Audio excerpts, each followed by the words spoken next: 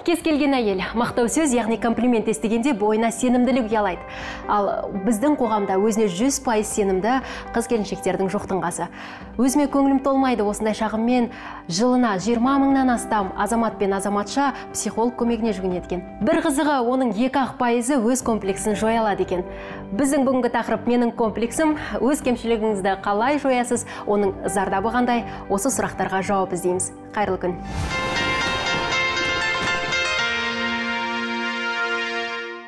Бүгін студиямызға кемшіліксіз адам болмайды деген қағиданы алға тартып, өзінің кемшілігінен қысылмайтын кейіпкерлеріміз бен осы тақырыпта кеңінен пайдалы кеңес бере алатын қонақтарымызды шақырдық. Қош келдіңіздер. Алдымен сөз кезегін мен бүгінгі біздің бағдарламамыздың басты кейіпкері Гүлназ есімді сұлу да сымбатты қызымызға бергіміз келіп отыр. Бір қарағаннан құрметті көрермен әп-әдемі қызды көріп отырмыз. Бірақ бұл қыздың да өзіндік бір кемшіліктері бар екен. Өзіне сұрап көрейік, Гүлназ, бойыңызда бір қандай кемшілік бар? Өзіңіз неден қысыласыз, соны айтыңызшы. Қайырлы күн. Енді шынымен де кемшіліксіз адам болмайды. Бірақ көбісі кемшілігін жасырып айтуға қысылып жатады. Менің бойымда аса ондай қысылатындай кемшілік деп есептемеймін, бірақ өзімнің бір көңілім толмайтын жері бар, ол бойымның қысқалығы бірінші. Бойымның қысқалығы маған көп жерде кедергі болып жатады. Екінші кемшілігі, мен негізі дұрыс киім таңдау білмеймін. Дұрыс киім таңдау білмеймін, ол неден шығып отыр? Ол менде, мысалы мен түрлі кештерге баратын болсам, немесе мен күнделікті киімдерімді көбіне бұрын анамның көмегіне жүгінетінмін. Маған үнемі киімді анам таңдап беретін. Қазір енді анам кішкене мен алыста, басқа қалада тұратындықтан маған қазір өзіме таңдауға тура келеді. Сондықтан да кішкене қазір қиналып қалып жатам. Соның бір... Сонда киім таңдағанда сізде белгілі бір жерді жабу керек па, әлден керісінше ашу керек па, қалай сонда? Не үшін киім таңдауға қиналасыз? Жоқ, киімнің ашықтығы, жабықтығы емес. Мен негізінде көбіне бір жағынан өзіме не керек екенін білмеймін деп айтсам да болады. Өйткені, мысалы, дүкенге мына киімді былай көз алдыма елестетіп барғанда басқа киім алып қаламын. Ал егер мен анаммен баратын болсам, ол дәл менің ойымдағыдай киімді маған таңдап бере алады. Сонда сіздің жалпы бұл комплекс деп ойламаймын, киім таңдамау, басты комплекс менің ойымша сізде көріп тұрғанымыз тек қана бойыңыздың, өзіңіздің айтып отырғандай қысқалығы. Жиі айтып жата ма сізге, мысалы, бойың қандай қысқа, Гүлназ, болмаса өкшеден шаршаған кездеріңіз бола ма? Иә, негізі мен достарымның көбісінің бойы ұзын, 1,65-тен жоғары. Ең қысқа бой 1,60 м, ал менікі 1,60-қа да жетпейтін болып тұр.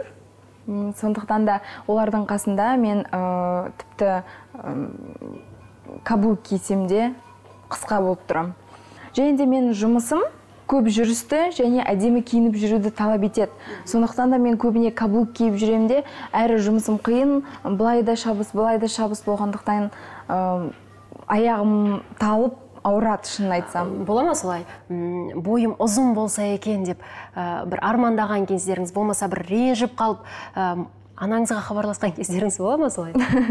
Болған, өкінішке орай, бірақ мен анамның да әкемнің де бойы ұзын емес. Сондықтан мен түсіндім, менің де бойым ұзын болмайтын. Бірақ негізі мен бұрын сұлулық байқауларына жиі қатысқым келетін. Сол кезде кішкене бойым ұзын болса екен деп армандайтынмын. Сонда достарым айтатын, әлде бойың ұзын болады, сен жаңағы 25-ке дейін өсесің, турникке тартыл, сондай бой өсіретін тағамдар же, кальций деп жаңағы сөйтіп айтып жатады. Бірақ одан негізі нәтиже шықпады. Серікгүл ханым, алдыңызда Гүлназдай әдемі қыз отыр. Бойында бірақ комплексі бар. Жаңағы бойымның қысқалығы дейді. Айтыңызшы, осындай қыздарға қалай өзінің адам өзіне жақсы көре білу керек барын? Және де бұл Гүлназға сіз қандай кеңес айтар едіңіз? Мынандай жалпы комплекс деген нәрсе бала кезден қалыптасады ғой. Гүлназ өзі айтып отыр, бала кезінде жаңа қасындағы жүрген достары бәрі өзіне қарағанда бойшаң болған. Сонда баланың психологиясы бойынша бала бәрімен бірдей болу керек деген Санасында осындай ой бар. Еш уақытта бала тәрбиелеп отқан ата-ана еш уақытта баланы басқалардан ерекшесің демеу керек, оны бала қабылдай алмайды. Сондықтан бала бәрімен мен бірдеймін, барлық баламен. Ал ересек кезде ересектің психологиясы мен өзгеден артықпын дегенге келеді. Осындай екі бағытпен бізде бала мен ересектің психологиясы осындай екі бағытпен қызмет жасайды. Сол кезде бала кезінде кейіпкерімізде не болған? Бәрімен бірдей дегенді сезіне алмаған. Себебі қасындағы достарының бәрі өзінен бойшаңдау, ұзындау. А енді өсе келген кезде оның психологиясы ауысты ғой. Мен бәрінен артық болу керекпін, бірақ мойындамай, өзін қабылдамай тұр. Көптеген комплексті жеңетін бір ғана нәрсе ол түсіну, яғни ақылымызға ақыл қосу арқылы түсінгеннен кейін оны қабылдау. Қаншама өнер жұлдыздары бар, қайсымен оларды өзім былай көрген кезде таң қалам, қалай бойлар аппаласа кіп-кішкентай деп. Солар соны комплекс сондайға қарай отырып, біз танымал адамдардың өмір тарихымен танысу арқылы өзіміздің біраз жаңағы комплекстерімізді жеңуге көмектеседі. Солар қалай өздеріне сенімді, бой алас адамдар қалай сондай өзін жақсы, бақытты сезініп, қоғамда көбірек сенімді ұстай алады. Одан сен кемсің бе? Жоқ, кем емеспін. Себебі ересек адамның психологиясы осы бағытта жұмыс істейді. Жоқ, кем емеспін, мен де сондаймын. Тек енді достарының арасында біреу болмасын, біреу бар шығар, қыздар бір бой аласа қыз. Жалпы қазақ қыздары бәрі бойшаң емес қой? Дұрыс айтасыз. Дегенмен де қыз келіншектердің бойында тек қана бойдың аласалығы емес, түрлі комплекстер болып жатады. Соны айтып жатқаным, біз қыз келіншектерге жалпы комплексті көрсетпеу үшін және өзімізге сенімді болу үшін қандай бір өзін тану керек. Әркім өзін тану керек. Комплекстер жаңа кейіпкер бой туралы айтқаннан айттық, жаңа толықтығына, арықтығына дейді. Мен комплексім сол шығар деп ойлаймын. Адамның 8 ғана психотипі бар. Әр психотипқа сай оның дене бітімі де, қозғалысы да, өзін ұстауы да, толықтығы, арықтығы соған тән. Сіз еш уақытта пілден арыстан сияқты жасай алмайсыз. Сіз еш уақытта жирафтан піл жасай алмайсыз. Олар табиғатынан солай жаралған, осы жаратылыспен олар күреспейді. Сонда әрбір адам бәрі бірдей бола алмайды. Сіз жаратылысыңыздан толық болуға бейім болдыңыз ба, ол сіздің ішкі метаболизміңізді ақырын жұмыс істейді, баяу. Сондықтан толықтыққа бейімсіз. Ол енді арық болу үшін тек қана өзін бақытсыз сезіну арқылы ғана арық болады. Өйткені ол қинала отырып диета ұстайды. Ал арық адамдар туасынан біткен, олар рахаттана отырып диета ұстайды. Олар диета ұстаған сайын өзін бақытты сезінеді. Сондықтан өзін танып білу керек әрбір адам. Мен сізге сәл қосайыншы бір не. Мен өзім дәрігер болғандықтан, біздің өте жиі кездесем қыз балалардың комплексы ретінде. Қыз балалардың комплекстері, мен ойлаймын, жанұядан басталады. Ол балалар деген түсінбейді көп кезде. Сіз дұрыс айтып тұрсыз, мен анадан кем емеспін, бірақ та баланың психологиясы өте басқаша болып келеді. Бала психологиясы мен анадан кем емеспін дегенді түсіну үшін анадан болады. Сәби кезінен біздерде үлкен аналарымыз барына айтатын, баланы емізгенде де еміреніп отырып еміз. Сол кезде сүтің шығады, сонда балаға деген махаббатың болады. Баламен үлкен аталарымыз айтатын еді, қазіргі біздерде өте жиі баланы ұрып жіберіп атамыз, шаршап келеміз, стрессовый дейміз, сондай жағдайларда балаға көп көңіл бөлмейміз, сөйлеспейміз, қолымыз істемейді. Сол жаңағы баяғы біздің СССР кезінен келе жатырған аналарымыздың 40-нан шықпай баланы 40 күннен кейін жұмысқа шығып кетіп, баланы тастап кетіп, көп баламен сөйлесу несі болмаған. Егер әрбір, мен ойлаймын, ана қазіргі сіздің тақырыптарыңыз өте актуальды тақырып. Өткені маған қыз балалар келеді, өте көп ішіндегі мұңын айтады. Сонда олардың көбі қандай шағыммен келеді, айтыңызшы? Көбісі келеді сол жаңағы. Толық болса да, адам бірақта көп нәрселерге, жетістіктерге жете алады. Бой қысқа боласа да, бой ұзын адамнан ақылдырақ бола алады. Көп нәрселерге қол жеткізе алады. Соны ана кішкентай кезінен баласына үйретіп отырса, кейбір кішкентай балалар айтады маған, білесіз ба дейді, мен ойладым, талант деген ол адаммен бірге туа біткенде талант болады екен. бірақ та еңбек етіп, мен түсіндім, еңбек етсең, сол талантты өзінде шығаруға болады екен деп. Сондықтан мен ойлаймын, көп қыз балаларға аналардың көмегі. Ең біріншіден аналардың көмегі қажет. Аналарыңызбен сөйлесіп, жаңағы айтсаңыздар, ал егер бойының қысқалығы, біздер ол генетически, генный жаңағы өзіміздің ішімізде генетика жатқан. Біз қаншама ұзын болғымыз келсе де бола алмаймыз. Бірақ та, егер анасына ондай жағдайды айтқан кезінде мен бойым ұзын болғысы келеді деген, онда спорттық нелер бар, баскетбол бар. Баскетболға берсе балалардың бойы ұзарады.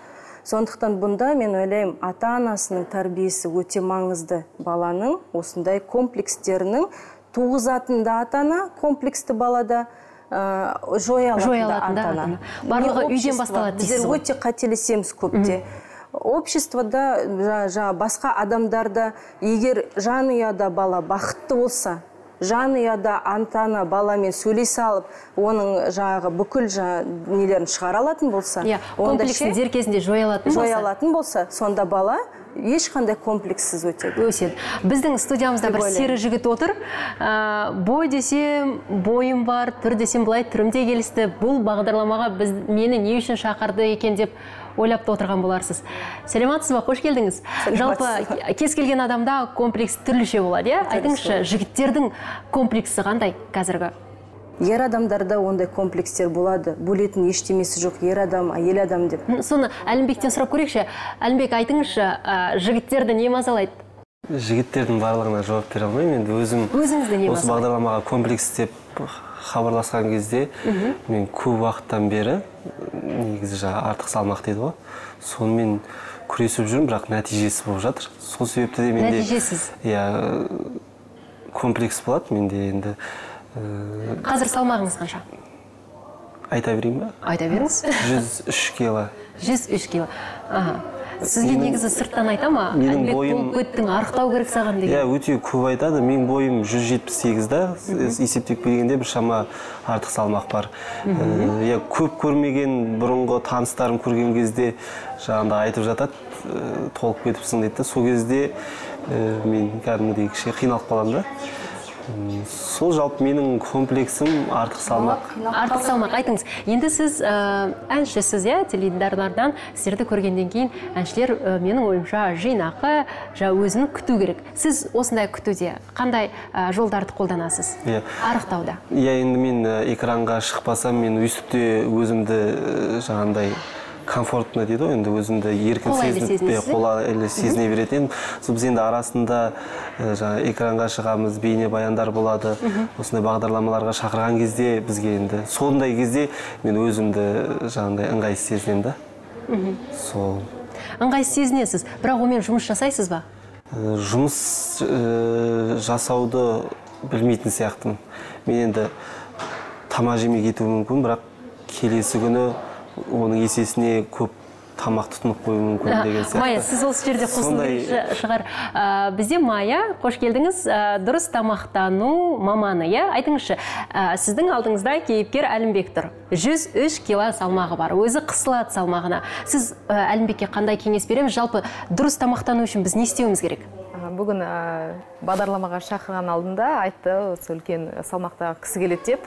Шын айтсам, мен қазір қарап отырмын, андамында үлкен салмақтағы бір менің комплексім бар дегенде адам көріп тұрған жоқпын осы залда. Әлбектің дене бітіміне қарап, бір ғана сұрақ туындайды. Спортпен шұғылданасыз ба? Мен спортпен шұғылданам, бірақ... Қандай түрлерге? Тұрақты бізде енді жұмыс бар. Тамақтану үрдісі сізде әртүрлі екенін түсіндік. Жоқ, мен спортпен шұғылданамын, бірақ жұмыстың ыңғайымен, мысалы, көп уақытты өткізіп аламын да. Мысалы, бір аптасына бір 2 рет бару мүмкін, содан кейін 2 апта пауза болуы мүмкін, содан кейін 5 күн қатарынан барып, сосын 2 ай арасында үзіліс болуы мүмкін. Сондай жұмыс бабын мен байланыстыра алмай жатырмын. Жұмыс бабымен сіз қалада болмайсыз ба? Жоқ, қалада боламын.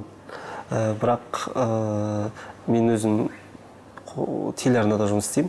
Телеарнаның жұмысы енді ол күн түн деп бөлінбейді да. Сол себепті кейде таңда, кейде кеште, кейде түнде. Сұрап отырған себебім, толық салмағы бар адамдар, егер де салмақты ұстауға өздеріне мақсат қойса, иә, ол ондай шектеулер қоймайды. Ол уақыт табылады. Бұл сізге қарап, сізді тыңдап, қазір сіз өзіңізде комплекс көрмейсіз, яғни салмағым бар деп сіз өзіңізде комплексті айта алмайсыз. Егер де сізде комплекс болған жағдайда сіз тамақтану үрдісін ең басты ретінде қойып, оны жөндейтін едіңіз. Біздің Әлімбек жаңағы спортпен шұғылдануға уақыты жоқ дейік, соған сенейік. Бірақ сонда да адам өзі ниеттенсе, өзіне мақсат қойса, ол сіз айтпақшы уақыт табады. Мейлі спортпен шұғылданбасын, иә? Негізі көп спорт тренерлердің айтуы бойынша спорт 10% жаңағы адамға, 90% өзіңнен тамақтанудан. Енді біз кішігірім жаңа орыс тілімен айтқанда расписание қойып берейікші, күн сайын таңертең қандай тамақ жесін, түсте және кешке. Әр адамның өзінің күнделікті калоражы болады. Содан сіз шамадан шықпау керек. Сол егер де шамадан сіз шығатын болсаңыз, онда салмақ жинай бастайсыз, майлар жинала бастайды. Күннің жартысында кешкі уақытқа дейін біз көмір суларға көбірек көңіл бөлеміз. Көмір сулардың өзінің екі түрі болады. Ол баяу және тез қорытылатын болып. Баяу қорытылатын көмір суларды сіз рационыңызға қосуыңыз керексіз. Ол күріш, арпа, бидай, қара нан, қара ұннан жасалған тағамдар. Және кешкі уақытта сіз көбірек өзек клетчатка деп аталады. Өзекпенен ақуыздарға көбірек көңіл бөліп, сол шамада тамақтануыңыз керексіз. Осылай жүре аласыз ба? Шынында мен енді дайын болуыңыз керексіз. Таңертең сіз ботқа жөнмен айтып беріңізші. Таңертең ботқа болса, мысалға. Ботқамен қасында ботқа, мысалы, шай. Шай. Сіз таңғы асыңыз қандай, мысалы? Таңғы асым әртүрлі болады. Бүгін не іштіңіз таңғы асқа? Мынандай тамақ өзімен тамақ жасауға жоқ адаммын да. Содан кейін енді мен бойдағы адаммын, өзім жалғыз тұрамын. Сол себепті де жұмысымның өзі қалыпты емес, ненормированный дейді ғой. Сондай. Сол себепті де мен көп осы арықтай алмай жатырмын да. Мен сол арықтаймын деп тіпті жаңа киімде сатып алмай жүрмін да. Мен арықтап боламын, содан кейін барып сатып аламын деген сияқты. Бірақ мен енді бұл тек әлде психологияда мәселе бар ма? Соны енді осында психологтар отырса маған көмектесін. Жоқ, сіз айтыңыз, қашпаңыз сұрақтан. Таңертең не іштіңіз бүгін? Әлде сіз таңертең мүлде ас ішпейсіз? Мен жалпы тамақ жегенді жақсы көремін. Көрініп тұр. Өте дәмді тамақ жегенді жақсы көремін. Мен енді таңғы асты енді құймақ дейді. Құймақ. Бәрін айта берейін ме? Айтыңыз, диетолог болып бар сізден. Мен мысалы таңғы асқа 3 құймақ, тауық және грибы. Саңырауқұлақ. Саңырауқұлақтан жасалынған 3 блинчик жеймін. Көп па таңғы асқа? Шай. Бір атап өтетіні, бойдағы адам үшін құймақ өзіне жасап жеу деген ол үлкен жетістік. Жоқ, мен жасамаймын. Сатып алады ғой. Мен ештеңені жасағанда мен өте дәмсіз жасаймын. Ол өзім тұтына алмаймын да оны. Таңғы ас үшін жоқ. Таңғы ас үшін көп емес. Көп емес. Түскі асқа не іштіңіз? Түскі асқа палау. Палау. Айтыңызшы, түскі асқа. Палау азатын адам үшін ол өте... Түскі асқа не кеңес бересіз? Мысалы? Түскі аста, мысалға, гарнир ретінде күріш болса, дикий рис деп жатады ғой. Сол болса, және ет түрі, ақ ет түрінен болса, балық немесе тауықтан. Тауық етін ет, не? Ал кешкі асты ішпей қоюға бола ма? Ішпей қоюға болмайды. Жоқ, егер де ішпей қойсаңыз, онда сіз метаболизміңізді бұзасыз.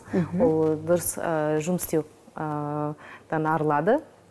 Сіз келесі күн тамақтанған кезіңізде сіздің организм адамның оны аштықтан шыққан ретінде қабылдап, оны май ретінде жинай бастайды ағзада. Сол себепті кешкі астан бас тартпау жөн. Әлімбек, түсінікті ғой. Аз-аздан, бірақ жиі жеу керек, иә? 5 рет тамақтану, диетологтар 5 рет тамақтануды ұсынады негізі, аздап.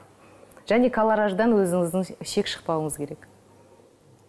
Керек десеңіз, сосын сізге барынша толығымен түсіндіріп беремін. Бағдарламаның соңында сіз жазып беріңізші Әлімбекке, біздің бағдарламадан көмек болсын сізге. Әлімбек, айтыңызшы, негізі комплекс деген артық салмақ, бойы қысқа деп жатырмыз, бірақ өзің қаншалықты мінсіз болсаң да, өзіңде бір комплекстің бар екенін байқайсың, жігіттердің арасында. Енді қыз болған соң, бойдақ болған соң сұрап алайыншы сізден, жігіт ретінде. Жігіттің қызға алғашқы сөз айта алмауы комплекс па? Болмаса алғашқы қадам жасай алмауы ол комплекске жата ма жігіттер үшін?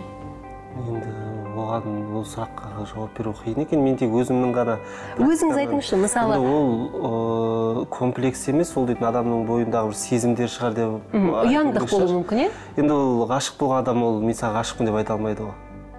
Мысалы, ол біздің тақырыбымыздан бөлек тақырып сияқты мен ойымша. Сұраққа солай жауап беруге болады.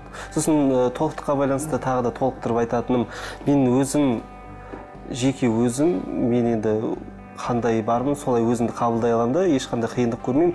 Бірақ маған жұрттың айтқаны, сырттағы сын көздер, мысалы басқа адамның сен толықсың, сен арықта. Мен мысалы бір бейнебаян түсірдім. Бейнебаянда Джеймс Бонд деген кейіпкер бар, ол британиялық кинофильмдегі. Соның образында мен ойнадым да. Кәдімгідей ол жерде атыс, төбелес болып жатады да. Бірақ клип маған өзіме ұнады, бірақ басқа адамдар айтады да, сен жалпы жаңағыдай томпақ Джеймс Бонд болдың дейді да. Мысалы сондай нәрселер маған мысалы кішкене қабылдау қиын болады да. Мен өзім көнемін өзіме да, бірақ адамдар маған көндірмей жатыр да өзім. Соны айтыңызшы, мысалы сондай кезде ота жасату болмаса пластикалық жолмен ол артық салмақты алып тастау туралы ой болды ма сізде? Иә, менде болды. Мен жаңағыдай ұзақ мерзімді жоспарға көну қиын да маған. Мен қысқа уақыттың ішінде көп салмақ тастағым келеді деген сияқты. Ол негізі жасау ойы бірнеше рет келген. Біздің редакциямыз дәл осы тақырыпта сюжет дайындаған болатын. Сол сюжетке назар аударайық, одан кейін сұхбатымызды әрі қарай жалғастырамыз.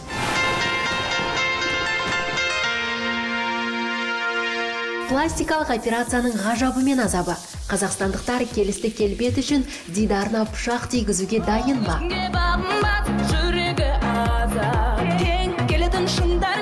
Пластикалық операция алғашында қатардағы жауынгерлердің жарасын жазу үшін пайдаланылған. Офицерлер беттеріндегі соғыстан алған жарақаттарын жасыруға, бетіне ота жасатуға мәжбүр болды. Бұл өз кезегінде медицина қызметкерлері үшін жаңа бизнес көзін ашып берді. Осылайша 20 ғасырдың екінші жартысынан бастап қарттықты мойындамайтындар мен өзіне көңілі толмайтындар пластикалық ота көмегіне жүгіне бастады. Мұндай ота түрі батыс жұлдыздары арасында кеңінен таралған. Сұлулық құрбандықты талап етеді дегенді ұрандатқан Голливуд жұлдыздарының арасында артық қыламын деп тыртық еткендер жетерлік. Донателла Версачи, Дженнис Диксон, Мадонна, сондай-ақ бұл тізімге поп-король Майкл Джексонның 15 рет жасалған операциясы да кіреді. Біздің елде де табиғи сұлулыққа қарсы шығып, қолдан сұлу болғысы келетіндер жетерлік. Мамандардың айтуынша, жиі жасалатын ота түрі блефаропластика, яғни көздің, қабақтың айналасындағы кем-кетікті жою, көзді үлкейту. Келесі операция ол омырауға жасайтын ота. Үшінші орында бетті тарту отасы тұр. Бойдағы комплексті жоямын деп, табиғи сұлулығыңыздан ажырап қалмаңыз. Табиғи сұлулық әр қашан сәнді болып қала беретінін ұмытпаған жөн. Қошеметтеп қояйық, дәл осындай пластикалық операцияның құрбандарына айналғаннан гөрі, менің ойымша өзіңді жақсылап сүйе білуің керек, болмаса жасыра білу керек сияқты.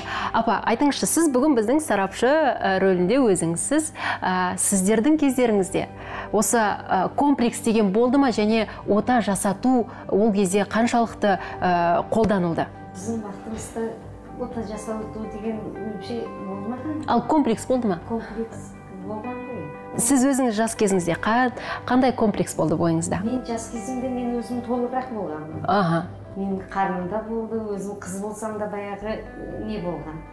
Сол тұрмыс құрып, кейін мына бала шағалы болып, 2 келінім бар, 2 қызым бар, соларны не қылып, баяғы жеткізіп, оқытып, барлығын орын-орынға қойғаннан кейін, мені өзіме қарай бастадым. Қазір мана мен өзім 6 килограмм аздым. Арықтадыңыз? Арықтадым. Нең жоқ болды бәрі. Жасыңыз нешеде? Жасым 62-де. 62-де. Әлімбек, 6 килограмм апамыз тастағанда, сіз енді уақыт жоқ деген сіздікі тек сылтау сияқты. Оның тастау адамның өзге не қой? Соны не қыла білу керек. Жеңе білу керек сияқты, да? Біз өзі мұсылмандар көп қой етіні, майын көп жейміз қой. Соны илажы болса жемеуге әрекет қылу керек екен. Мен соны абсолютно қазір жемеймін. Только не әкітпейді бұл, не? Еттің өзін ғана жейсіз, майын жемейсіз? Майын жемеймін. Майын тамаққа да қоспаймын. Мен өзім өте тамаққа жақын адаммын, повармын почти. Жақсы тамақтар дайындаймын. Керемет. Шақырып тұрсаңыздар тамағын дайындап беремін. Сондай болғаннан кейін мен әрекет қыламын. Күйеуіме де, өзіме де, саулығымызға да керек екен біріншіден. Жас асқанды кейін адамның давлениесі аса бастайды. Жас уақытында білінмейді. Ол давлениең ашады. Сондан адам мазаланады ғой. Сондай болғаннан кейін тамақны дұрыс тамақтанса, осы адамның өзіге қанша организмге саулық келеді екен. Адам сау боламын десең, баяғы бесіні тастаймын десең, сол тамаққа өте етібар беріп тамаққа бұл керек. Кез келген адамның денсаулығы ол ішіп отырған, жеп отырған тамағынан, астынан байланысты. Айтыңызшы, Мұқаба апамыз біздің жалпы дұрыс тамақтану арқасында қазір осындай біздің алдымызда әп-әдемі болып, қонақ болып отыр. Жалпы өмірде комплекстен айырылып, және де ұзақ ғұмыр кешу үшін. Одан кейін мына тамақтану үрдісін бір жолға қоюымыз үшін, Әлімбектей жігіттеріміздің ортада азаю үшін не істеуіміз керек? Ең біріншіден мен сізге айтайын дегенім, ер адамдардың, біздер айтамыз ғой, объем талии деп, талияңыз 94 сантиметрден асатын болса, сіз өз-өзіңізді онкологиялық ауруға бір қадам жақындатасыз. Мен ойлаймын, сол сөз сізді ойландырады. Сондықтан көп ер адамдар оны білмейді. Біздерде ішіміз бар деп сөйтіп. Сондықтан 94 сантиметрден төмен қылдыру керек. Әртүрлі гормондар бар, біздің қалқанша безінің гормондарымыз бар. Инсулин, қант диабетін тексереміз. Егер де сізде сондай анализдеріңіз дұрыс болса, сол гормондар арқылы, дәрілер арқылы қалпына келтіреміз. Енді бүкіл жаңағы обмен веществ, метаболизм дейміз ғой біздер, соны қалпына келтіреміз препараттар арқылы. Сонымен қатар сіз бізге көмектесу керексіз. Екінші этапта біздерде, егер сіз дайындай алмасаңыз, өте көп қазір бүкіл жерлерде бар, біздің клиникада да бар, дайындалатын дайын тағамдар. Сіз 4 күнге 5 рациондық тамағыңыз қолыңызға береміз. Сол тамақтарды жеп отырасыз тек қана бір айдың ішінде. Сонымен қатар спортты қосасыз. Бірақ та біз сізге сол бүкіл комплексті неңізді жасап бергеннен кейін де сіз арғарыта оны алып кете алу керексіз. Арғарыта да жалғастыру керексіз. Сол тамақтың менюін, пример, қаншама килокалорий бар, сондықтан біздерде дәрігер диетологтар бар, правильный питание, тамағыңыз дұрыс санап беретін диетологтар бар, әртүрлі.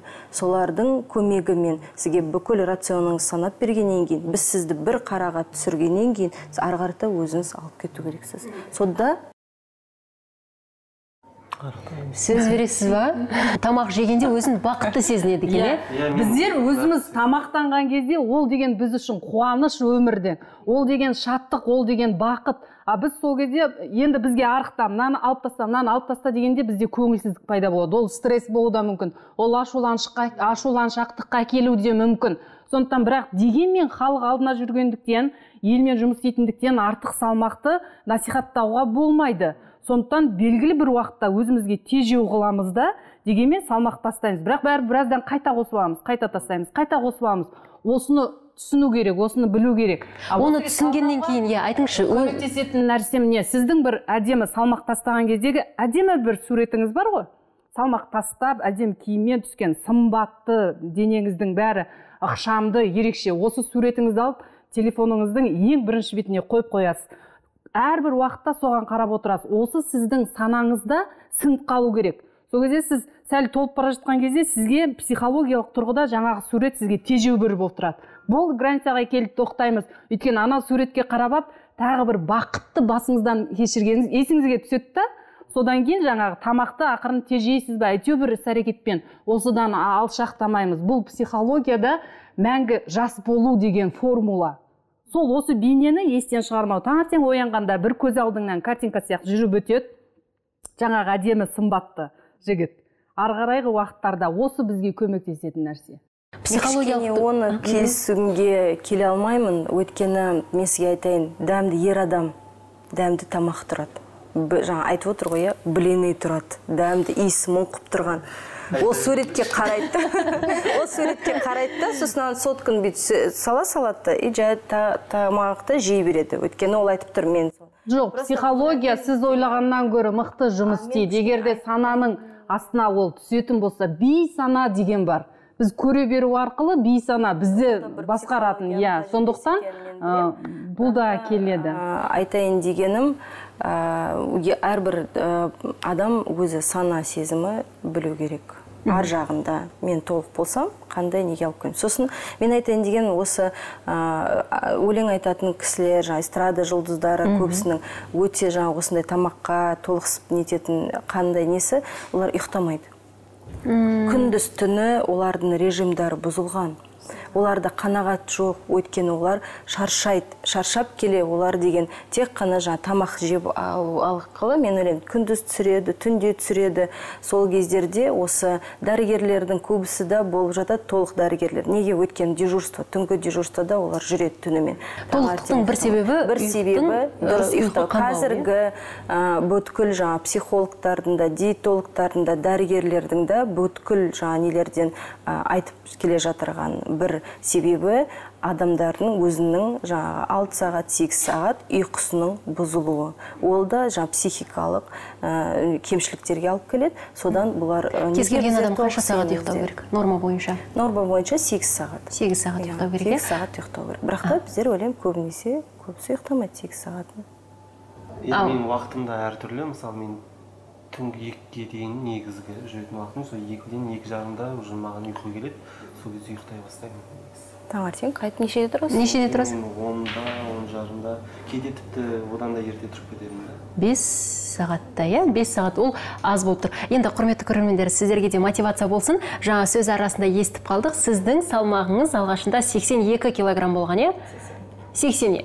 Оны сіз қанша уақыт аралығында жеңе білдіңіз? Мен диетолог болғанымен, оған 8 ай уақыт кетті. Мен диетолог болғанымен, мен диетаға өз клиенттерімді ешқашан отырғызған емеспін. Жаңа мына кісі айтып кетті, бір күн диетада отырып, екінші күні тамақтана бастап, қайтадан салмақ қосып алады деп.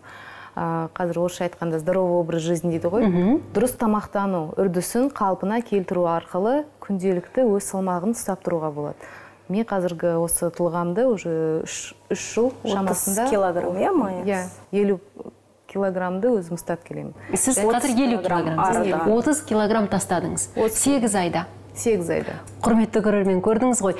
Алдыңызға мақсат қоя білсеңіз, комплексті жоюға болады. Тек қана ниетке Әлбектен ол уақыт жоқ, ұйықтамау, андамында ауызға салып тамақтана салу, оның бәрі, яғни сіз өзіңізбен жұмыс жасамайсыз, сіз өзіңізге толық, өзіңізге ұнайсыз, былай айтқанда. Бұл жерде бізде қазіргі насихаттап жүргеніміз дұрыс здоровый образ жизни. Бүкіл жерде.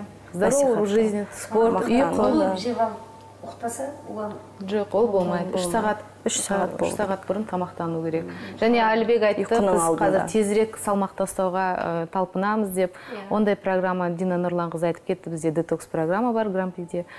Келсеңіз болады, ол әрине сіз 3 күн, 5 күннің ішінде салмақты ұстамайсыз, бірақ сіз шлак, токсин, судан арылып, ағзаңызды толығымен тазалайсыз, дайындайсыз. Салмақты тезірек тастауға байланысты жаңа пластикалық операцияны сондықтан көрсеткен болатынбыз. Әлімбекке сұрақ қойғым келіп отыр, неше түрлі қыздар бар, қазір комплекстер бар. Мысалы, жаңа көзін үлкейту бар, болмаса ернін үлкейту ететін қыздар болады, болмаса дене пішімін тіпті адам танымастай етіп өзгертіп алатын қыздар болады. Айтыңызшы, сіз сондай қыздарға өзіңіздің көзқарасыңыз қандай? Мен негізі табиғи сұлулықты өзім қолдаймын. Мен тіпті қыздардың боянғанында менің жеке өзіме ұнамайды. Сіз негізі ажырата аласыз ба? Қазір қыздар деген қу көбінесе білдіре бермейді. Сіз ажырата аласыз ба? Мынау қыз табиғи сұлу болмаса, мынау ота жасатқан деп.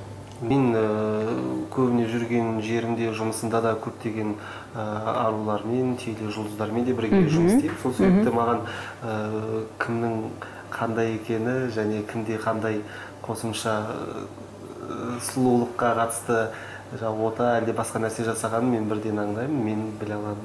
Біле аласыз. Өзіңіз бұл әдісті қолдануды жөн көрмейсіз, иә? Табиғи сұлулық. Сізді қолдайтын табиғи сұлулық. Дұрыс. Енді біз бағдарламамызды кішкене түйіндейік, қорытындылайық.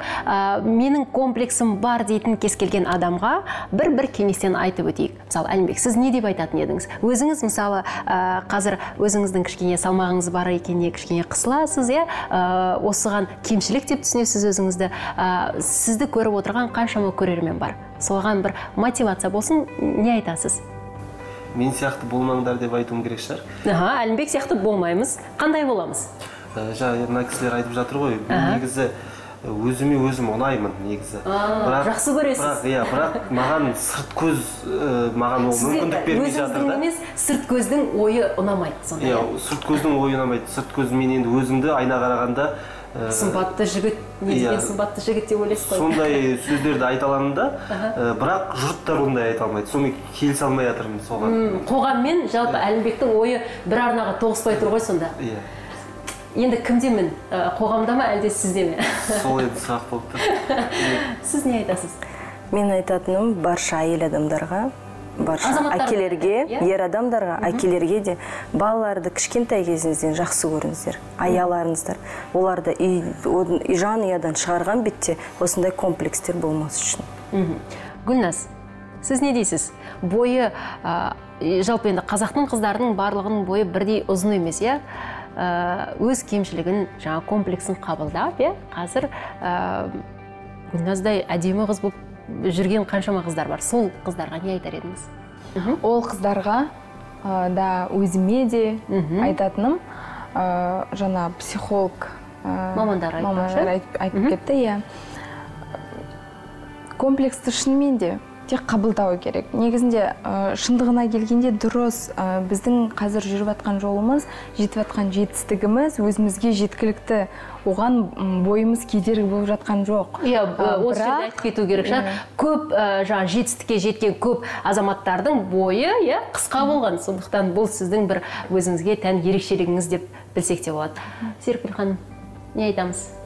Өмірде ең бастысы өзіңді бақытты сезіну, қуанышқа бөлене алу. Сондықтан ең маңыздысы осыны естен шығармау керек. Бақытты сезіну өзіңізді. Апа, сіз не айтасыз? Біздің жалпы телеарнамыз жастар бір деп аталады, яғни аудиториямыз біздің тек қана жастар көреді. Сол жастарға бір өзінің бойында кемшілігі бар жастарға не айтар едіңіз?